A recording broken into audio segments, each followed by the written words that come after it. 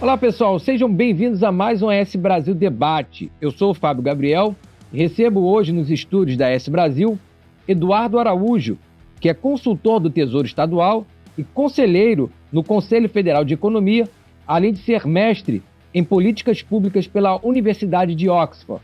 Recebo também Darlan Campos, que é professor e consultor de marketing político, diretor executivo da República Marketing Político e autor de 4 livros sobre o assunto, entre eles Planejamento Estratégico de Marketing Político. E recebo também Pablo Lira, que é diretor-geral do Instituto Jones dos Santos Neves e doutor em Geografia e mestre em Arquitetura e Urbanismo pela UFES. E juntos aqui com esse time de especialistas, nós vamos debater sobre as expectativas para 2025 no estado do Espírito Santo, nas áreas econômica, social e política. Lembrando que esse debate ele tem um oferecimento do Bandes, ao seu lado sempre para você estar à frente, do Sebrae Espírito Santo, porque pessoas transformam negócios e negócios transformam realidades, e da Assembleia Legislativa do Estado do Espírito Santo, 190 anos sendo a Casa de Leis do povo capixaba. Bem, Darlan, Pablo, Eduardo, muito obrigado pela presença dos senhores. Eu vou começar esse debate aqui fazendo uma pergunta, sobre a principal, as principais, nós temos várias vertentes aqui no estado, O Espírito Santo ele é reconhecido pelo seu papel de destaque em vários setores, como petróleo, gás, mineração, celulose, agricultura. Porém, com a transição energética e a inovação tecnológica, reforçam a necessidade de diversificar a economia. E qual é a perspectiva para 2025? Quais setores têm maior potencial de crescimento aqui no nosso estado? Eduardo. Bom, eu começaria falando um pouco dessa área de inteligência artificial, que é um setor que já tem crescido desde 2023. A gente tinha lá em 2022 um mercado que valia 135 bilhões de reais, a avaliação desse mercado, e a estimativa que se tem para 2030 é de um mercado global que deve chegar a 2 trilhões de dólares.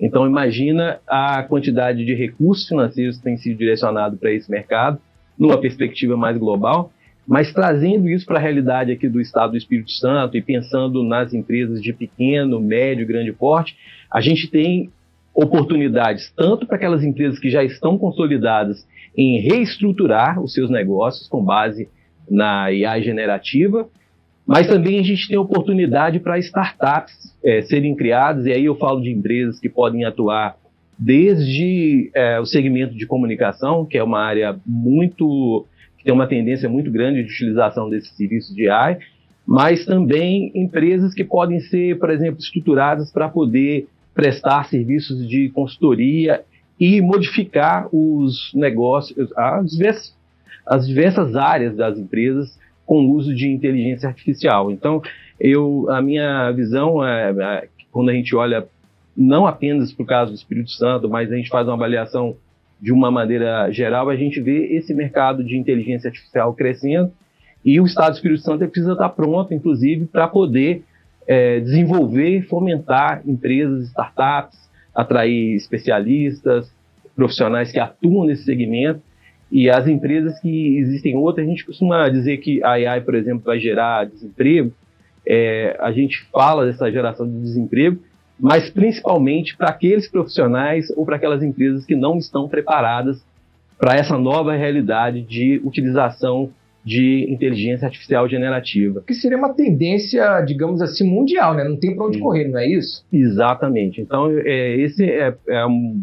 se você pensar os diversos processos da sua empresa, desde a comunicação inicial com o cliente, até processos de análise de dados, todas essas tarefas ali, você hoje tem uma perspectiva que pode ser utilizada com AI, que vai resultar em mais produtividade para aquela empresa. E quando a gente fala em produtividade, a gente está falando de tecnologia que te permite entregar mais com menos, trazendo aí possibilidades da empresa crescer, ganhar mercado, reduzindo custos. E para aquelas empresas que não se atentaram a isso, que às vezes não tiveram condição ou que eventualmente não se adaptarem para essa nova realidade, há um risco muito grande de ficarem para trás. Fábio, Eduardo, só aproveitar aqui a deixa do Eduardo, concordar, né? Esse é um setor aí com grande potencial.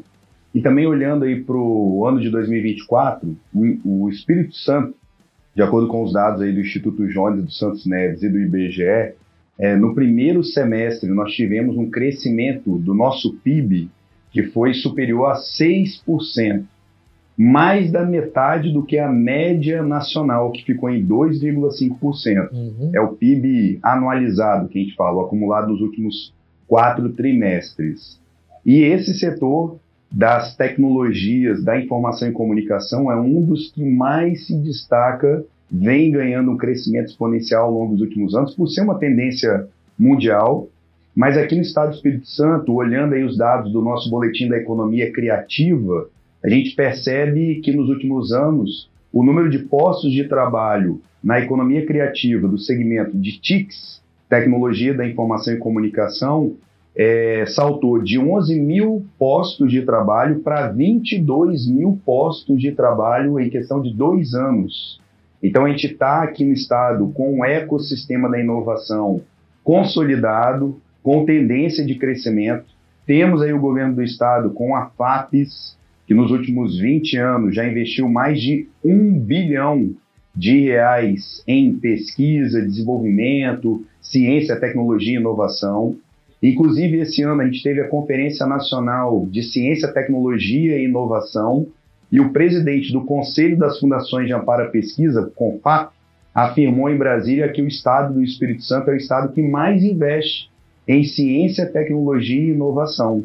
E a gente vê essa perspectiva das startups. Estamos realizando aí, alcançando recordes com a ESX, tem o SEBRAE, o governo do estado, o próprio MCI, a Mobilização Capixaba pela Inovação. Então a gente tem essa vertente aqui no estado, né, nessa linha que o Eduardo comentou, muito promissora para a gente atrair investimento. Temos o Fundo Soberano, através aí da gestão do governador Casagrande. Em 2019, o estado do Espírito Santo foi o primeiro e único estado a contar com um fundo que poupa recursos do petróleo para investir no desenvolvimento do nosso estado. E a primeira carteira do Fundo Soberano foi voltado 250 milhões de reais para startups. Então esse cenário, essa tendência aí das empresas que trabalham com inteligência artificial, jogos virtuais, a IoT, Internet of Things, a internet das coisas também, tem um mercado muito promissor aí para o ano de 2024, os próximos anos, aqui no estado do Espírito Santo. Eu queria perspectivas animadoras, né? Muito positivas. E eu também já queria complementar um pouco essa tendência aí para o futuro, que o estado do Espírito Santo, um outro setor muito promissor também, que envolve também tecnologia, né? Alta tecnologia, tecnologia avançada, o setor de logística. A gente tem aí avanços importantes históricos na questão da logística. O estado do Espírito Santo é um estado que tem uma vocação para o comércio exterior, nosso setor portuário aqui, né, com projetos aí significativos, e temos aqui um avanço importante na questão da privatização do Viportos, o Porto de Vitória, né?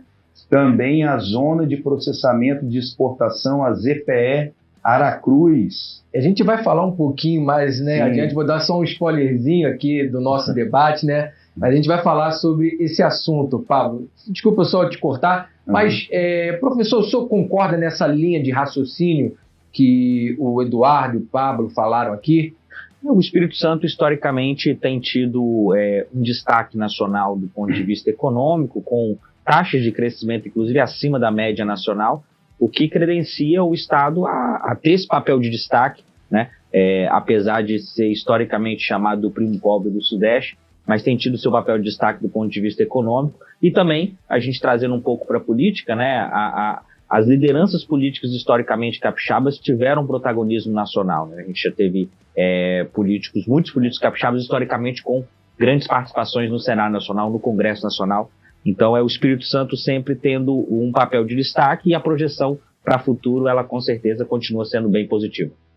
Eu complementaria também que nesse contexto de mudanças climáticas, nós também temos uma grande parte de recursos públicos e também de recursos privados das empresas a essa mudança de descarbonização da economia. Isso certamente cria, né, oportunidades. A gente vê, por exemplo, se pensar no segmento de veículos, né, você tem uma expansão desse mercado, né, vários carros sendo ofertados com o uso de energia elétrica. A gente sabe que essa utilização desses automóveis por esse tipo de energia, em algum momento vai exigir também que a gente tenha uma capacidade de adaptação a essa mudança do mercado. Se você pensar, por exemplo, você vai fazer uma viagem hoje com um carro elétrico daqui, por exemplo, para Minas, talvez a pessoa não vai se sentir segura, porque ao longo desse trajeto você não tem postos adaptados, né, para fazer esse tipo para poder abastecer o seu carro ao longo desse trajeto. Então, isso acaba também surgindo oportunidades de negócio, quando a gente fala dessa transição climática, né? Deixar de usar o combustível fóssil, e a gente olhar também do ponto de vista das residências que precisam ser adaptadas. Então, novos negócios também podem ser criados a partir dessa tendência, né, de mudança climática. Se pensar que você pode ofertar outro tipo de modal de energia elétrica, então isso acaba criando um contexto de novas oportunidades também para as empresas, na medida que esse tema é um desafio para o futuro, mas ele também, de outro lado, representa uma oportunidade de negócios, e as pessoas precisam estar atentas a essa mudança de tendência, que não é apenas aqui no Espírito Santo, no Brasil, mas é uma tendência de mudança mundial. O novo sempre traz um pouquinho de medo, né? Mas é sempre desafiador, não é isso? Só para a gente ter ideia, né, disso que o Eduardo comentou, a questão dos carros híbridos e elétricos, né? Do total de carros híbridos e elétricos importados pelo Brasil nos últimos meses e no ano de 2023, mais de 75% desses veículos entraram pelos portos capixabas. É um número expressivo, né? Expressivo, e olhando a dimensão do Estado do Espírito Santo, que não tem um amplo mercado consumidor, a gente vê a relevância do Estado do Espírito Santo na perspectiva da plataforma logística para o Brasil. E, inclusive, isso está impactando nessa transição energética, né, Eduardo, da nossa frota de veículos. Hoje, o Espírito Santo está entre os 5 estados com maior proporção de carros elétricos e híbridos. Tem o ônibus elétrico até no Transcol agora, né? Muito bom, né? Isso é bom, né, para a economia e também, principalmente para o meio ambiente, né? Nós vamos agora falar sobre política, né? Nas eleições de 2024, o governador Renato Casagrande teve aliados muito importantes que foram eleitos em cidades como Vila Velha e Cariacica. Mas também ele enfrentou derrotas em Vitória e Guarapari, e também no interior, como em Colatina. Com esses resultados, será que podem acontecer algum impacto na relação entre o governo estadual e os municípios para o próximo ano, em 2025? Professor, gostaria que o senhor comentasse sobre esse assunto, por gentileza. Perfeito. Primeiro, a gente tem que lembrar que os municípios capixabas, a maioria deles, depende essencialmente das transferências de renda que vem do governo estadual. Então, esse processo de relação com o governo do estado, por mais que eles possam ter estado em lados opostos durante o processo eleitoral, é comum que os prefeitos que venceram se aproximem do governador do estado, porque eles precisam desse processo de investimento. É lógico que nós temos aí os últimos 2 anos do governo Casagrande, e você tem uma discussão política sobre essa era pós-Casagrande, de que forma o Espírito Santo vai estar colocado, e os atores começam a se movimentar buscando um protagonismo maior, os grupos políticos se organizando dentro do Estado do Espírito Santo. Mas vale lembrar que essa proximidade com o governador vai ser uma busca de todos os prefeitos em 2025. Por quê? Porque você tem um cenário de incerteza internacional, com diversas guerras e cenários muito adversos.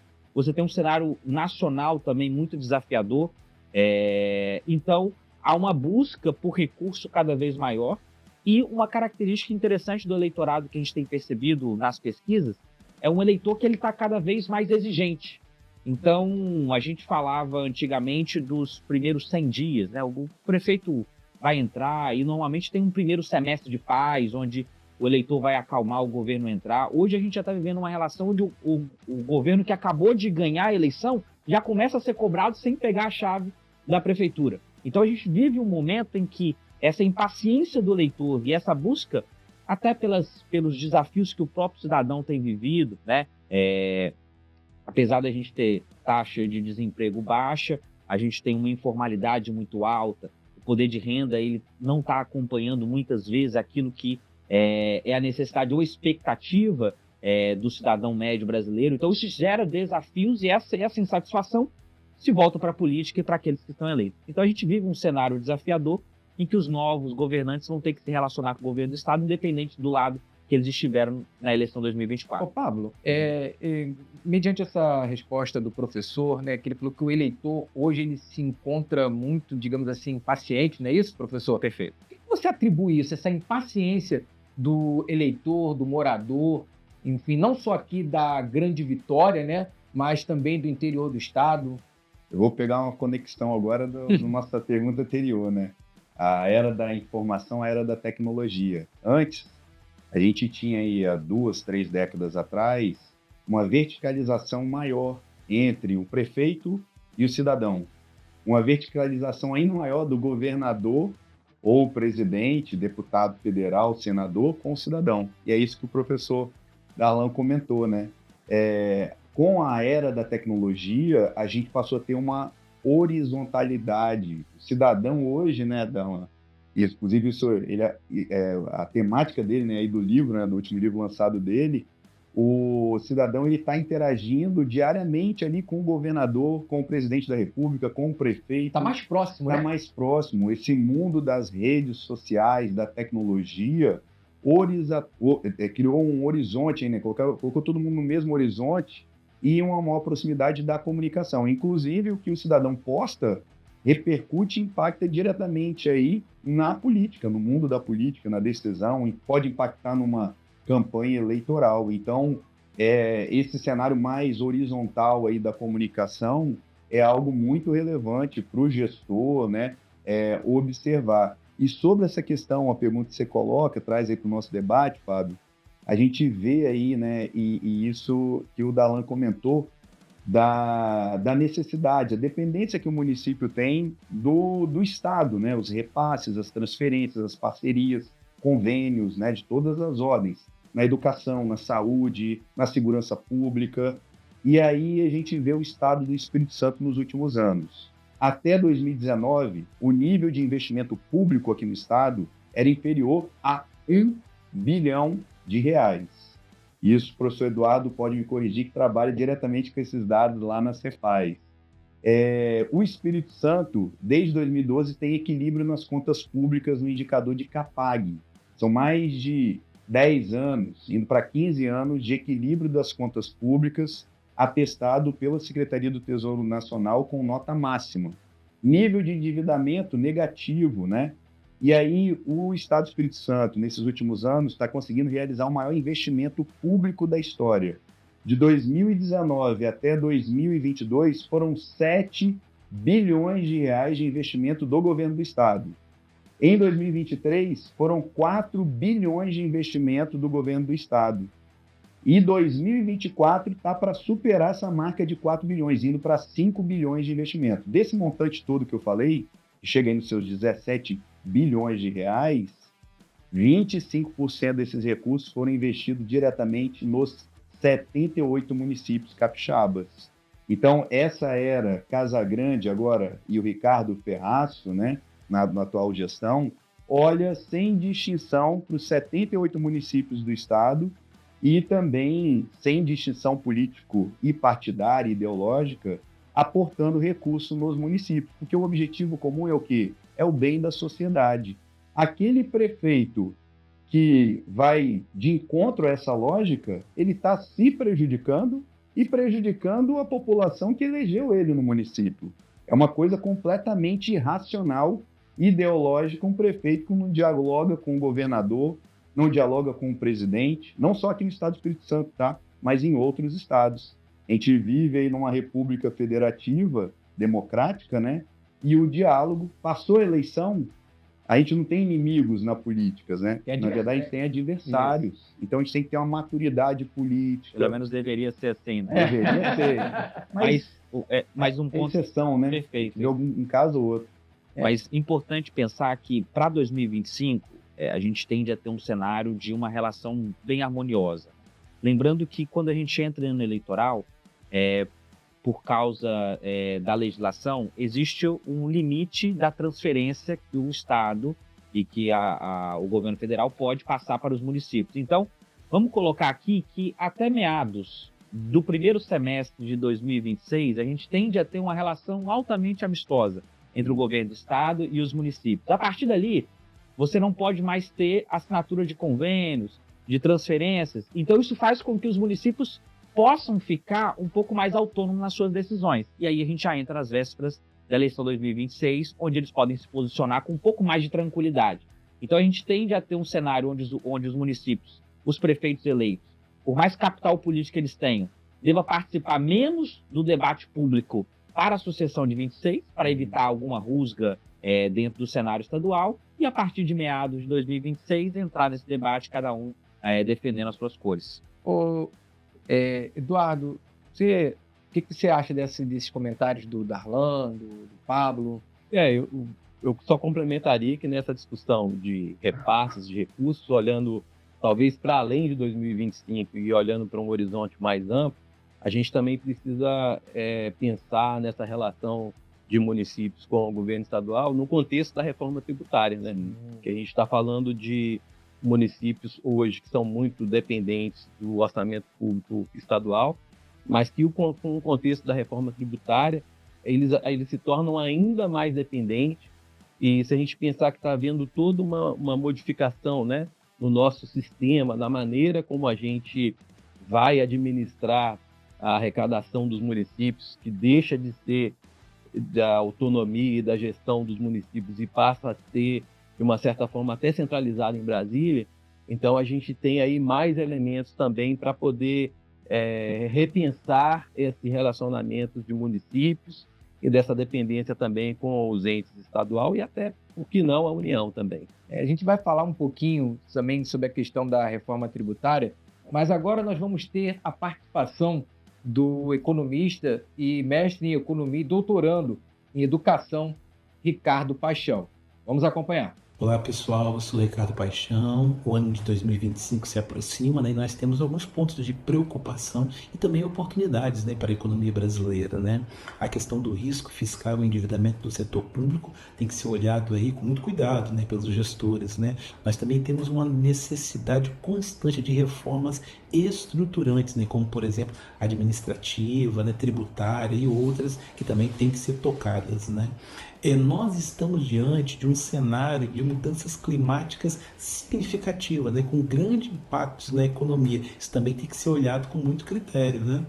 Por fim, nós temos também a questão das desigualdades. O Brasil ainda é um país muito desigual, né? Temos desigualdades sociais, raciais, regionais e outras também, né? Diante desse contexto, eu gostaria de perguntar, né, aos debatedores quais seriam as estratégias práticas que os gestores públicos deveriam tomar ao longo do ano de 2025 para poder conciliar crescimento econômico com sustentabilidade fiscal diante de um cenário de instabilidade geopolítica. É isso, obrigado. Eu agradeço então a participação do economista Ricardo Paixão. Eduardo, o que você acha desse comentário aí, dessa temática que o Ricardo levantou? O Ricardo ele fez uma pergunta muito importante. Primeiro que ele faz uma distinção da questão conjuntural, né? Estamos falando aqui de 2025, que por sinal está indo bem, se a gente pensar que Espírito Santo tem ali uma situação de menor taxa de desemprego da sua história.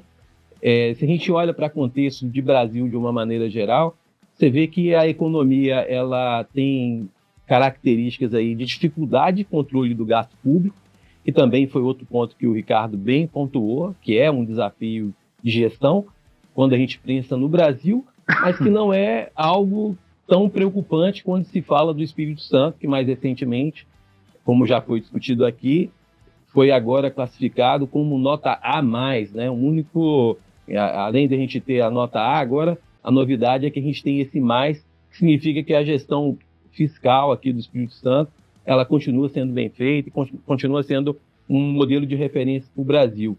Mas do ponto que o Ricardo colocou, e eu voltaria talvez para as questões estruturais, que eu acho que essas são as que preocupam, né? O Estado do Espírito Santo já deu exemplo quando a gente pensa nas políticas educacionais, de implementação de sistema de escola em horário integral, mas a educação pública no Brasil, de uma maneira geral, é algo muito preocupante e a gente ainda tem muita desigualdade quando a gente pensa, por exemplo, na qualidade de educação que o meu filho vai ter por conta, às vezes, de uma condição financeira melhor de colocar numa escola pública, numa escola privada, em comparação com uma criança, com uma família que às vezes não tem a mesma condição de acessar esses recursos, né, para poder colocar. Então, esse é um fator que, quando a gente olha para indicadores até internacionais, a qualidade do ensino público no Brasil ainda deixa muito a desejar, e eu acredito que esse seja um grande desafio. E se a gente olha para o Espírito Santo, que tem esse grande colchão de recursos, né, mas, ao mesmo tempo, como todo o Brasil ainda sofre com problemas de desigualdade, que essa é um histórico, não é de uma gestão de 4 anos de um governo, mas é uma coisa histórica e que a gente precisa fazer uma política pública mais intensiva, né? Um compromisso maior para poder lidar com esse tipo de... Então, eu diria que, para o caso, a grande oportunidade que nós temos, e talvez os gestores públicos deveriam olhar com uma atenção maior, seria um projeto para revolucionar a educação que a gente tem, enxergando mais especificamente ali, primeira infância, oferecer uma condição de qualidade, porque se a gente consegue trabalhar essa nossa mão de obra, né, essas pessoas que hoje vão se tornar daqui no futuro profissionais, a gente consegue trabalhar na base daquilo que nos permitiria criar uma sociedade com maior igualdade. Então, para 2025 e talvez para além de 2025, o meu convite aqui seria para um olhar mais atento para essas políticas educacionais com foco na primeira infância. Professor, seguindo aí, pegando o gancho na resposta do Eduardo, qual, na sua opinião, seria o melhor estilo de política pública para a área da educação? Para não haver tanta desigualdade, conforme o Eduardo colocou aqui. Nós temos um desafio ao pensar a educação, e quando a gente olha sobre a ótica política, é que o eleitor, que é o destinatário final da política pública, e aqui separando a discussão de política pública para a percepção do eleitor, o eleitor ele tem todas as pesquisas nacionais ou em municípios que você faz, a percepção é uma avaliação em geral positiva da educação, ou seja, a percepção do eleitor que estabelece. Dificilmente a educação está nos principais níveis de preocupação. Então, qual o problema do seu município? A educação nunca está entre os primeiros apontamentos. Por quê? Porque na percepção da média do eleitor brasileiro, se o meu filho vai para a escola e permanece lá durante todo o horário, se ele tem uma alimentação dentro da escola, e se essa alimentação tem uma proteína mínima, se ele tem ali um uniforme escolar, um kit escolar que ele recebe, aquilo ali já, entre aspas, traz uma sensação de que aquilo é positivo. Até porque, como a gente tem um baixo nível educacional do brasileiro médio, ele acaba não conseguindo discutir muito se aquilo que está sendo ensinado, se aquela proposta metodológica que está colocada naquela escola, ali onde o filho dele está, se aquilo é bom ou ruim. Muitas vezes o filho vai ultrapassar o pai na quantidade disso. Então você tem um desafio aqui que aquele que é usuário dessa política pública muitas vezes não consegue julgar a qualidade, se aquilo de fato está sendo benéfico ou não. Então a gente tem um desafio, uma disfunção na atuação. Isso faz com que os políticos, aqueles que estão em mandato, tenham esse desafio de pensar essa realidade e atuar mais firmemente nisso. Mas há uma disfunção entre aquilo que que o cidadão, que o usuário dessa política pública tem e aquilo que é ofertado para ele, com certeza. Você concorda, Pablo? Então, essa questão que o Ricardo traz ali, né, do gasto público, né, combinar crescimento econômico, boa gestão, né, dos recursos públicos, eu vejo como central para a gente reduzir as desigualdades.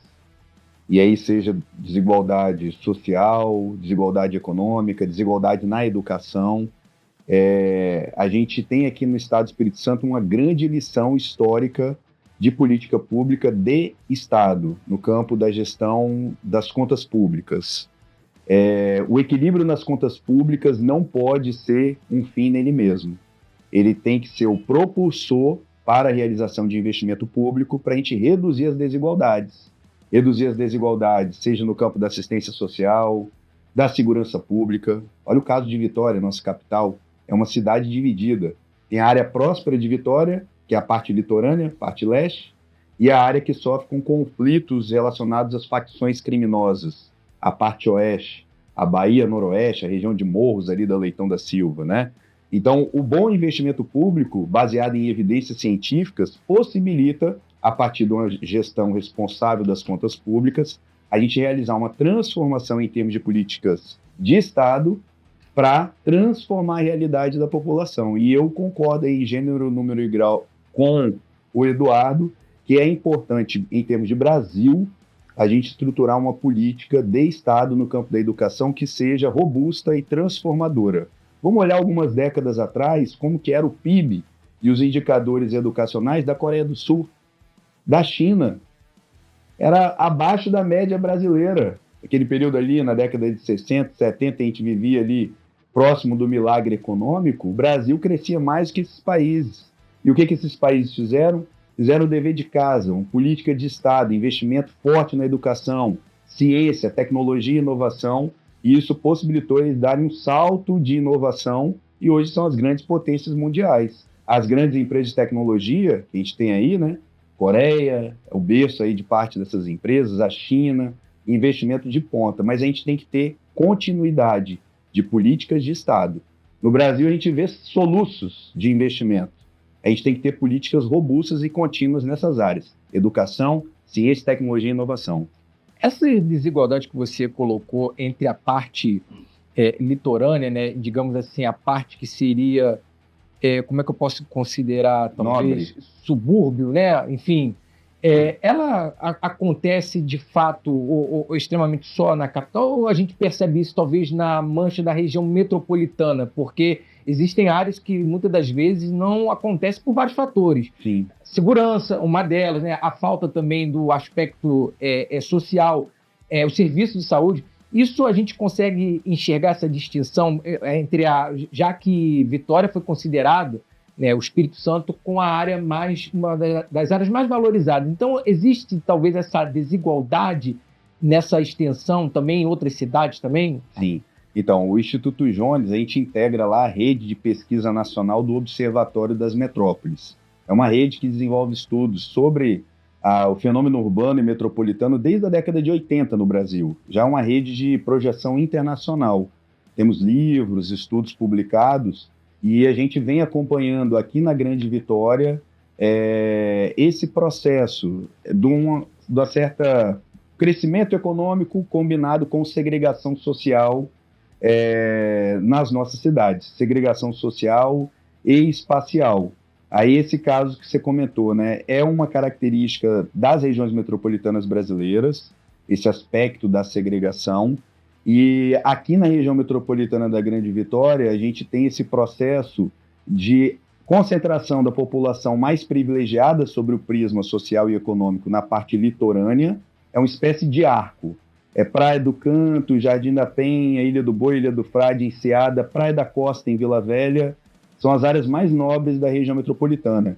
E a gente tem arcos de grupos sociais no entorno, a classe média no entorno dessas áreas mais privilegiadas, e aí a área da periferia com os grupos menos privilegiados sob o ponto de vista social e econômico. Aí a gente tem alguns polos de concentração de população privilegiada, como o Parque Residencial Laranjeiras na Serra, Em Cariacica, Campo Grande, que tem atividade comercial também, né?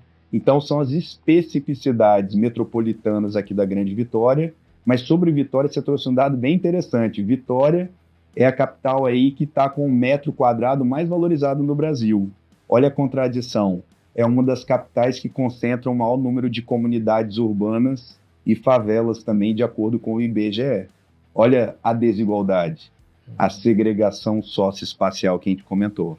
O setor portuário é vital para a economia capixaba, mas gargalos logísticos, como filas de navios, falta de contêineres, problemas no controle de gates e ineficiências no atendimento dos terminais portuários, como foram relatados recentemente no Porto de Vitória, ainda preocupam. Em 2025, quais medidas devem ser prioritárias para alinhar a expansão portuária às necessidades do mercado e aumentar, assim, a eficiência logística do Estado? Eduardo, qual é a sua opinião? Bom, a questão logística, a gente tem desafios. Se a gente pensar que o Espírito Santo, essa atividade é uma atividade estratégica para o Estado. Esse assunto, ele, de certa forma, ele se conecta também com o tema da reforma tributária, porque com a implementação da reforma, o Estado vai perder os mecanismos que ele tem hoje de fazer um incentivo tributário. Então, existem várias empresas do segmento logístico que estão aqui no Espírito Santo por conta de incentivos tributários. E nesse processo de implementação da reforma, o Espírito Santo perde esse mecanismo. Então, esse é um item de preocupação que a gente precisa avaliar quais são os outros incentivos que o Estado vai poder criar, que não serão aqueles da área tributária, mas que podem ser da área da despesa. O Estado pode utilizar do seu orçamento para poder criar alguns mecanismos, mas independentemente disso, se a gente conseguir criar o espaço para a iniciativa privada prosperar nessa área, isso é muito importante. Eu sei que a velocidade que as empresas têm para poder licenciar projetos de portos é um item que é relevante.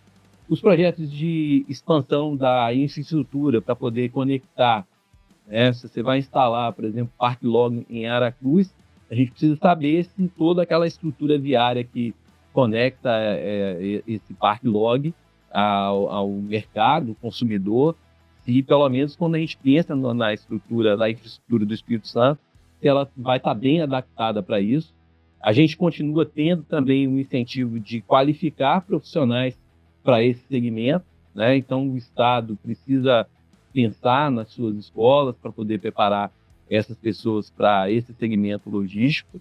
Então eu ficaria um pouco nessa avaliação de que o Espírito Santo e o segmento logístico ele é estratégico, considerando que a gente tem um grande percentual no litoral brasileiro.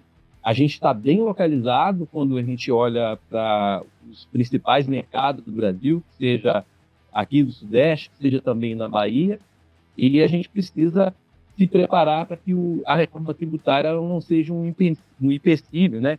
E o Estado consiga criar a infraestrutura necessária e também um ambiente de regulação para que as empresas do setor privado que aí querem atuar nessa área, elas consigam ter liberdade para fazer negócios e avançar nesse segmento.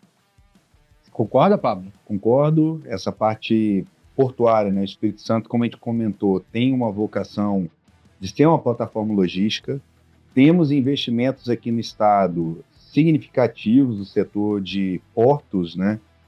Temos aí o porto da Imetame, a própria zona de processamento de exportação, a ZPE Aracruz, o Parque Log, né, estabelecido ali, o projeto recentemente anunciado pelo governo do estado. Além disso, naquela região de Aracruz, a gente tem o projeto do Portocel 2 e também o estaleiro Jurong, que dentro do plano de investimento da Petrobras tem uma perspectiva de atividade ali muito positiva, inclusive com o uso de alta tecnologia nas embarcações da cadeia de petróleo e gás. Olhando para o sul, a gente tem o Porto Central, que agora no início de dezembro, os empreendedores já anunciaram aí um cronograma de atividades. O Porto Central, dos primeiros terminais, ele não depende da Estrada de Ferro 118. Porém, a partir dos terminais, terceiro, quarto terminal, vai depender dessa ligação férrea, que já está aí anunciado o cronograma da obra pela VLI, e a gente tem uma expectativa dos próximos anos ter o trecho da região metropolitana até Anchieta concluído, e aí depois a importância de, concomitantemente também, ao mesmo tempo, planejar a extensão ali do ramal até Presidente Kennedy, num terceiro momento, chegando lá no norte fluminense. E aí a gente tem que destacar também a relevância do investimento no modal rodoviário, para a gente ampliar a capacidade de movimentação de cargas nesses portos. Porto de Vitória também, que vem passando por uma modernização, tem um passivo histórico, que agora a Viportos está tentando dinamizar, ampliar a escala, a produtividade ali no processamento de cargas no Porto de Vitória, modernização agora, mas a gente tem um passivo histórico no modal rodoviário. É inconcebível no século XXI a gente ter uma rodovia BR-101 e uma BR-262, BR-259, que não estão totalmente duplicadas.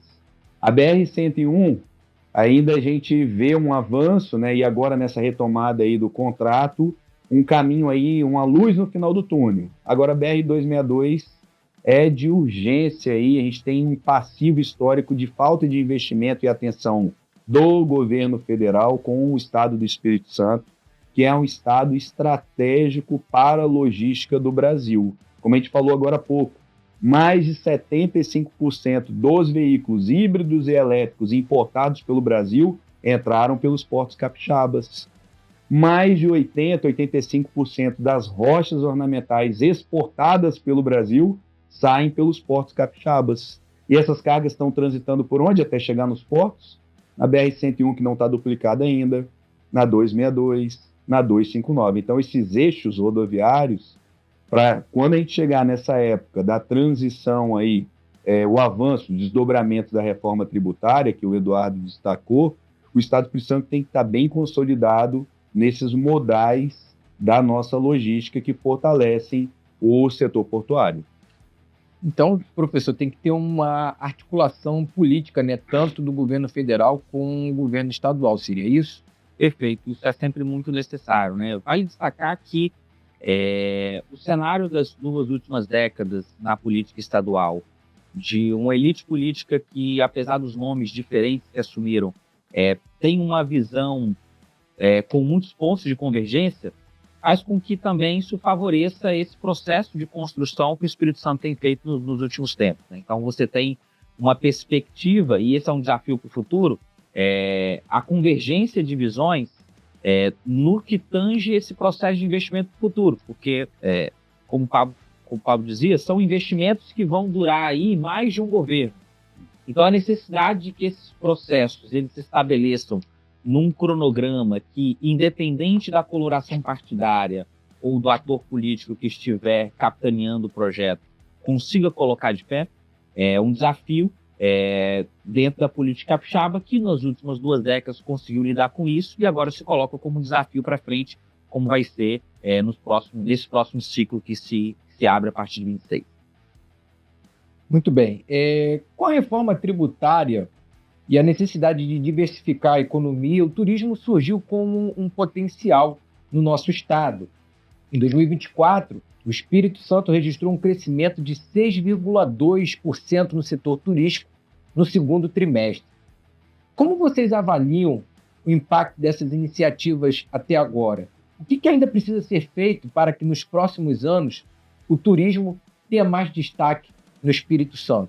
Pablo, o que você acha dessas afirmações? Sim, o Estado do Espírito Santo ele vem se destacando aí na economia do turismo, a gente vem monitorando esses indicadores, né? Inclusive, nesse período agora do segundo trimestre de 2024, a gente teve recorde no número de viagens pela Estrada de Ferro Vitória-Minas e também no aeroporto de Vitória. É um patamar superior ao período pré-pandemia. Mas a característica do turismo do Estado do Espírito Santo ainda predomina as viagens internas no estado e o turismo de vizinhança. Os principais estados que visitam aqui os nossos atrativos turísticos, nossos municípios, Minas Gerais, Bahia e Rio de Janeiro. A gente tem o potencial de vender mais essas potencialidades do Espírito Santo para o Brasil e para o mundo. E essa é a grande aposta que a gente tem para esse período agora da implementação dos desdobramentos da reforma tributária, onde a incidência do imposto sai do local de origem e vai para o local de destino, né? O turismo vem sendo visto aí estrategicamente como um caminho para a gente compensar as perdas, eventuais perdas que a gente vai ter com a implementação da reforma tributária. Então, a gente tem um potencial grande de expandir, e o estado do Espírito Santo, ele tem uma particularidade, é um estado compacto territorialmente, né? Um estado que não é tão grande quanto Minas Gerais, São Paulo, Bahia, mas dentro dessa parcela do território capixaba, mais de 46 mil quilômetros quadrados, né? A gente tem uma diversidade de potencialidades turísticas muito forte. Hoje o turista chega aqui no estado, ele pode ir para Guarapari, aproveitar uma praia, comer uma moqueca capixaba lá em Meaípe, um hotel famoso lá de Meaípe. Inclusive Meaípe agora, o engordamento da praia, né, melhorou muito ali, potencializou aquela região ali turisticamente. Na hora do almoço, ele pode, depois do almoço, subir as montanhas capixabas em 1 hora, 2 horas, terminar o dia no pôr do sol, em Domingos Martins, Venda Nova do Imigrante, tomando um café colonial. Então, é muito próximo essas potencialidades turísticas. Você tem a questão do forró, a questão cultural lá de Itaúnas, as bandas de Congo, os aspectos do turismo de aventura que a gente tem aqui no estado, as áreas, as pistas de voo livre que a gente tem no interior do estado, os monumentos naturais, Praia de Freira, pontões capixabas. Então, potencial turístico a gente tem. Falta a gente vender mais essa imagem do Espírito Santo para o Brasil e para o mundo. Eduardo, a economia, claro, com certeza, ela é favorecida nesse aspecto turístico, não é isso? Assim, quando a gente pensa no turismo para o Espírito Santo, é um setor extremamente estratégico para a nossa economia. A gente precisa pensar no turismo como uma forma de diversificação de uma economia que hoje ainda é muito concentrada em algumas atividades industriais. Agora, falando dos desafios, assim, naturalmente existe o dever de casa do setor privado e existe do setor público. E sempre quando eu penso em turismo, eu estou muito mais preocupado com as questões de infraestrutura, que me parece que ainda há espaço para a gente poder avançar nisso. Quando fala, por exemplo, de Guarapari, será que a cidade está 100% preparada em termos de saneamento básico? Vai faltar água, não vai, quando tiver o período do verão? Será que o sistema de esgoto da cidade também... Porque isso parece detalhe, mas o visitante também acaba tendo uma visão desses... Então, a visão de receber o visitante, de preparar a cidade para o turismo, eu até concordo que as pessoas que vêm aqui para o estado ficam encantadas com as belezas naturais e com a forma como o estado do Espírito Santo, de certa forma, ele, quando comparado com outros lugares do Brasil, ele é muito organizado. A gente tem vários cartões de visita, mas se comparar, por exemplo, com outros países e pensar em uma régua de comparação mais elevada, a gente tem aí praias muito bonitas, mas ainda a gente sabe que a infraestrutura do entorno dessas praias, a gente precisa melhorar isso. Então, eu acho que o recado seria nisso. E para as pessoas chegarem também ao Espírito Santo, né? A gente quer qual o tipo de visitante também a gente pensa em atrair. Se a gente já consegue atrair...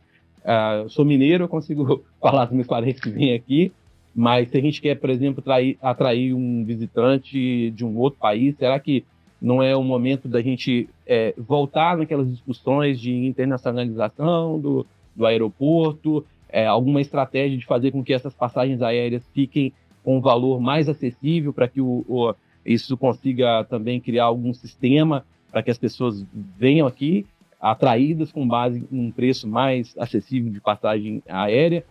Quando a pessoa chega aqui na cidade, por exemplo, na região da Grande Vitória, e tem essas praias muito bonitas, e elas decidem, por exemplo, subir para a região das montanhas, aí vai encontrar também a BR-262, ainda com uma única via, que dificulta muito e acaba criando desincentivo para a pessoa conhecer aquela região e levar uma renda para aquela localidade. Então, voltando para o ponto inicial, infraestrutura é um caminho que a gente precisa avaliar com mais carinho para poder fazer do turismo um segmento estratégico para o futuro. Professor, seria então, digamos assim, na parte política, né, uma negociação entre o Estado e os municípios, né, nessa questão do turismo, não é isso? Um desafio que nós temos é que a discussão, e aí tivemos uma eleição municipal agora, e em muitas cidades a pauta do turismo entrou no debate público e talvez como há muito tempo não tinha entrado em muitas grandes cidades capixabas. Isso é um ponto relevante. Entretanto, quando nós vamos olhar para a prática, por exemplo, os municípios estão fechando agora os seus orçamentos para o ano de 2025, apresentando às câmaras municipais. Você vai ver que a pasta de turismo, quando ela tem um dos menores orçamentos. Dificilmente é uma pasta isolada, normalmente junto com diversas outras demandas, esporte, lazer, turismo. E quando tem um investimento ainda ele é baixo para pensar essa questão. Então, nós estamos vivendo um desafio de discussão sobre essa temática que tem tomado, né? A ponto disso ser pauta agora, por exemplo, do nosso debate aqui da perspectiva para 2025, que é muito positivo. Agora precisamos ter um avanço do ponto de vista de investimento também nessas pautas, nessas secretarias. A gente sabe que o investimento em turismo ele é transversal, né? O Eduardo falava aqui de diversos elementos que perpassam outras secretarias de um orçamento municipal, por exemplo, mas sobre essa temática específica ainda a gente está distante do ponto de vista desse olhar um pouco mais preocupado. Então, acho que essa discussão ela é importante para amadurecer ainda mais isso, que com certeza é uma vocação do Espírito Santo, e eu também, como mineiro, tenho voto nisso como um elemento belíssimo, radicado aqui há 30 anos, brinco que estou de férias no Espírito Santo há 30 anos, de tanto que a gente é apaixonado por essa terra. Agora, obrigado, tá, professor, pela sua consideração. Nós vamos falar agora sobre a questão da mobilidade urbana. Se eu não me engano, acho que foi o Pablo que comentou sobre a questão da duplicação, né, das BRs, porque foram anunciadas algumas iniciativas para melhorar a mobilidade urbana na Grande Vitória, além de um novo cronograma de duplicação das BRs 101 e 262.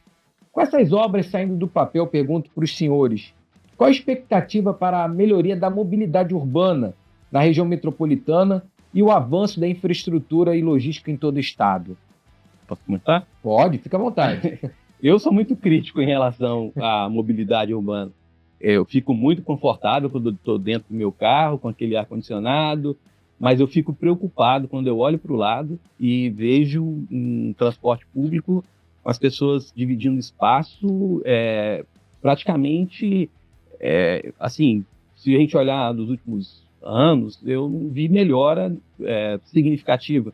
Muitos projetos foram anunciados, essa eventual duplicação de BR, eu não sei em que ponto isso interfere o problema mais crítico, que é aquele do trabalhador que precisa pegar um transporte público para sair da sua casa e ir para o trabalho, daí a pouco, quando ele volta, é uma condição impraticável, né? Naturalmente, a gente precisa pensar em investimentos robustos, né? A cidade de Vitória, por exemplo, ficou muito boa com todo o asfaltamento que foi feito, né?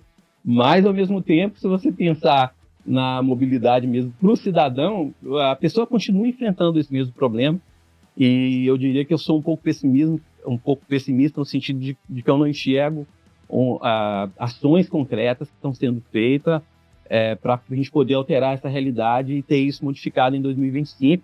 Acho que isso é um problema tão grande, é um problema grande também porque a pessoa que formula a política pública ou executa a política pública, muitas vezes ela não é usuária desse sistema de transporte público. Então, a gente precisa avançar um pouco mais. O governo do Estado, acho que fez muita coisa legal para a gente pensar em termos do transporte que foi do transporte faz a conexão de uso de barcos, né? Da Grande Sistema Vitória, aquaviário, né? Sistema aquaviário, que faz a conexão com Cariacica, com Vila Velha. Do ponto de vista turístico, está ótimo, mas eu não, como usuário, falando como cidadão, a minha percepção é que isso ainda não foi ainda muito pouco para poder resolver o problema do trabalhador que precisa se deslocar do trabalho. Esse é um desafio que não é um desafio só da nossa capital.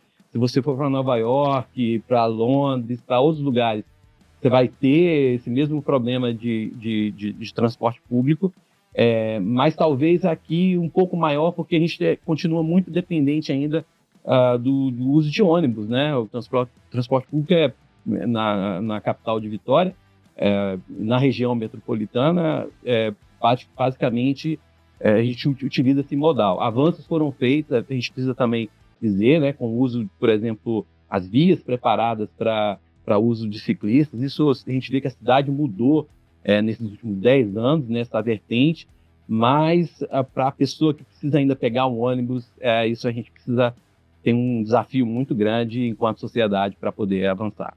Professor, pode ficar à vontade. Isso, então, assim, acho que um ponto fundamental do ponto de vista político é que, especialmente pensando na região metropolitana, essa integração política, né? Então, você tem, muitas vezes, cada prefeito pensando nas intervenções que ele precisa fazer no seu município, mas o problema da mobilidade, por exemplo, na região metropolitana é um problema metropolitano. Então, e hoje, por exemplo, não há nenhuma instância institucionalizada de discussão, uma autoridade metropolitana que pudesse pensar essa realidade. Então, a gente tem desafios de conexão e esse desafio também está conectado com visões diferentes que cada um desses gestores tem. Então, talvez aqui tenha um papel fundamental do governo do Estado em organizar essa discussão, né? Por ser um ente que vai possibilitar colocar todos esses atores na mesa. Então, acho que o ponto central aqui, para mim, pensando nessa questão mais local, é organizar politicamente essa perspectiva, até porque a capacidade de investimento de cada um desses entes são diferentes, né? De cada município, daquilo que tem de recurso próprio para poder colocar, quem vai querer colocar. Muitas vezes um investimento desse vai trazer uma melhora em um determinado município mais do que em outro, então eu vou colocar um recurso que falta aqui, e isso tem desafios que precisam ser colocados na pauta de discussão muito sério. Até porque nós estamos falando de uma região metropolitana que concentra aí quase 2 milhões de pessoas, então o vai e vem dessas pessoas demandam maior mobilidade e opções, né? Como foi levantado aqui, aconteceram melhorias, mas então precisa, na opinião dos senhores, ter um diálogo maior entre os poderes públicos do município e do Estado? Seria isso, Pablo, essa questão que você... Esse dado que você traz, né? 49% da população do Estado está na região metropolitana da Grande Vitória. Tem aí de 3% a 5% do território do Estado, né? Então, os desafios da mobilidade urbana nessa área densamente povoada, né? A densidade demográfica da região metropolitana é mais de 700 habitantes por quilômetro quadrado. Do Estado está em 70 habitantes por quilômetro quadrado. 10 vezes mais, né? Então, é um grande desafio. A gente tem muitos gargalos, desafios para superar. Essa importância da integração também dos municípios, né? E uma gestão intergovernamental da nossa mobilidade na região metropolitana da Grande Vitória. E isso está estabelecido lá na Política Nacional de Mobilidade Urbana de 2012. O Espírito Santo avançou muito de lá para cá, e é importante a gente fazer esse reconhecimento. E aí eu vou dizer das obras estruturais que melhoraram aí, né, a mobilidade, os indicadores de tráfego e de fluxo sinalizam isso, foram obras importantes. Mas para resolver o problema da mobilidade urbana, não basta você trabalhar somente com essa questão da ampliação das vias, modernização das vias. É importante, mas não é suficiente. Vou dar o exemplo de Brasília. Alguns meses atrás eu estive em Brasília numa reunião na Esplanada dos Ministérios e ia para o setor sudoeste. No horário sem trânsito, em 20 minutos, 30 minutos você faz esse trajeto. Só que eu saí do Ministério, era 19 horas, horário de pico. Foram mais de 2 horas para poder fazer esse trajeto. Lembrando que o eixão monumental tem 6 pistas, 6 faixas de rolamento, 7 faixas em alguns momentos. Mas é importante a gente realizar essas obras estruturais, combinadas com os princípios da Política Nacional de Mobilidade Urbana. A intermodalidade, e aí vocês já falaram aqui, a retomada do aquaviário é muito importante para a gente melhorar a mobilidade aqui na Grande Vitória, até sobre o ponto de vista turístico. Vitória, Vila Velha e Cariacica estão tendo fluxos turísticos do interior do estado da população que vem para conhecer o aquaviário, né?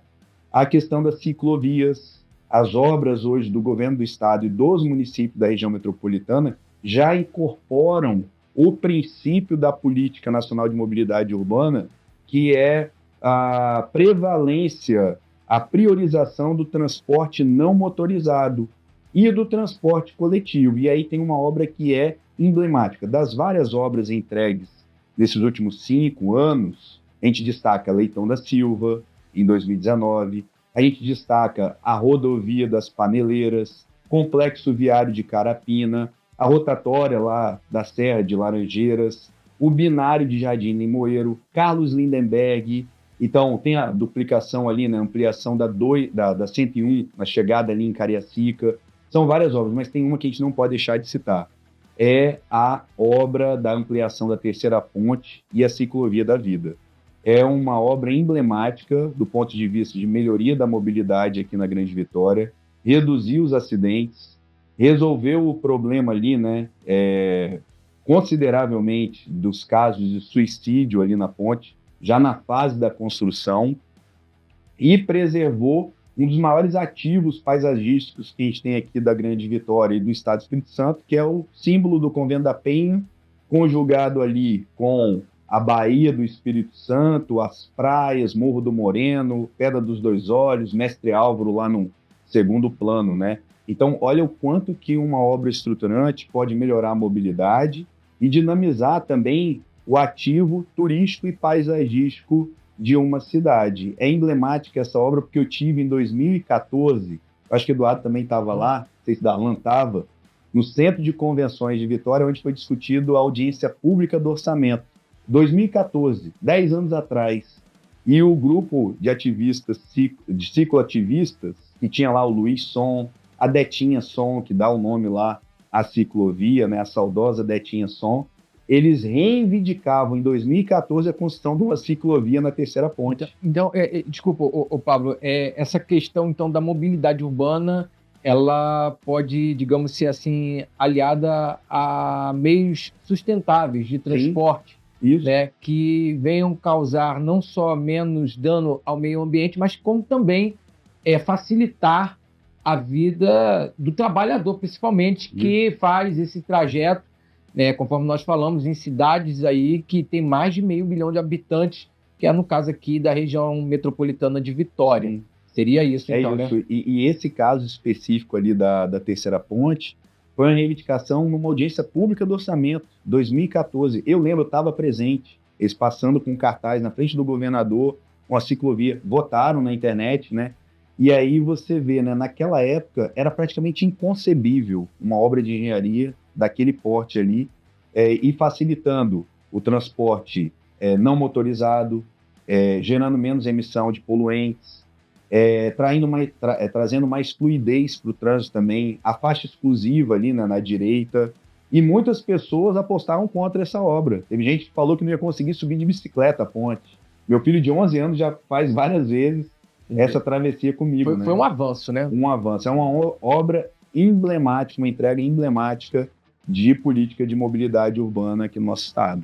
Eu quero agradecer a presença de todos os senhores, mais uma vez, muito obrigado. Lembrando que esse debate ele tem um oferecimento do Band ao seu lado, sempre para você estar à frente, do Sebrae Espírito Santo, porque pessoas transformam negócios e negócios transformam realidades, e da Assembleia Legislativa do Espírito Santo, 190 anos sendo a Casa de Leis do povo capixaba. Bom, vamos ver agora um recado dos nossos patrocinadores. O Espírito Santo é uma terra de oportunidades, um dos estados mais competitivos para a abertura de negócios e a atração de investimentos. E o Bandes é o parceiro estratégico para empresas que atuam no mercado capixaba. somos um agente transformador da realidade local, com soluções para dar competitividade aos setores produtivos. Apoiamos os ecossistemas de inovação, a implantação de tecnologia e de infraestrutura. Financiamos a modernização industrial, o setor turístico e as empresas de comércio e de serviços. Também trabalhamos na estruturação de parcerias público-privadas e com programas de fomento. Sempre alinhados às causas de sustentabilidade, buscando preservar os recursos naturais. Bandes, investindo na transformação sustentável do Espírito Santo.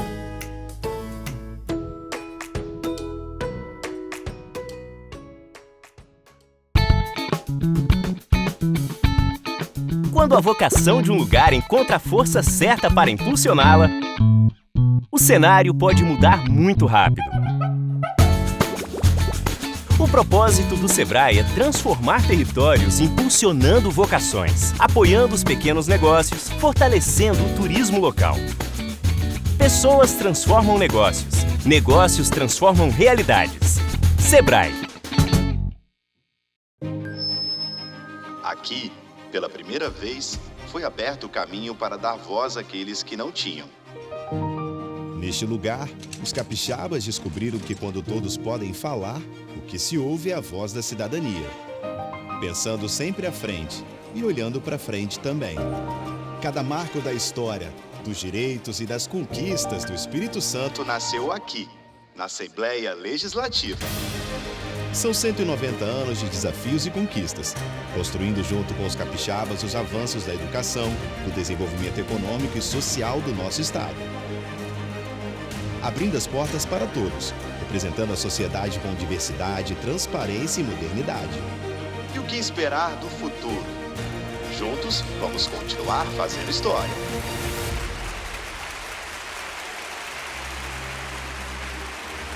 Assembleia Legislativa do Espírito Santo. Muito bem, o S Brasil Debate de hoje está terminando. Quero agradecer a presença aqui do especialista em economia, Eduardo Araújo. Muito obrigado pela sua participação. Do Pablo Lira, que é diretor-geral do Instituto Johnny Santos Neves. Obrigado, Pablo. E também do especialista em política, o professor Darlan Campos. Professor, muito obrigado pela sua participação. E também eu quero agradecer a você, amigo telespectador, internauta, que nos acompanhou nesse debate, de quais são as perspectivas para 2025 do nosso Estado. Nós somos brasileiros, acreditamos sempre no melhor e, se Deus quiser, 2025 vai ser melhor do que 2024. Agradeço a sua companhia, te espero no próximo debate. Até lá!